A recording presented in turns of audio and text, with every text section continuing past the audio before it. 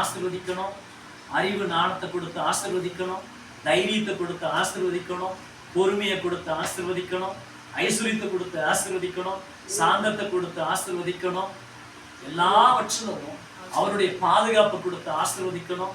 எல்லாத்துக்கும் மத்தியில நம்மளை குறைவில்லாம நிறைவ கர்த்தர் நம்ம கொடுத்து நம்மளை ஆசீர்வாதமா வச்சுக்கிறது. அல்லேலூயா.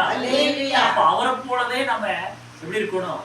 எல்லா காரியத்திலையும் நாம் ஆசீர்வதிக்கப்பட்டவங்களா இருக்கணும். அப்போ நமக்கு இப்படிப்பட்ட வாக்கு கொடுக்கிற கடவுள் எந்த விதத்திலையும் அவர் ஏழை கிடையாது.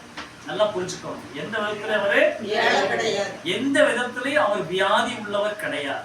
எந்த விதத்திலையும் அவர் பயந்த ஒரு கடவுள் கிடையாது.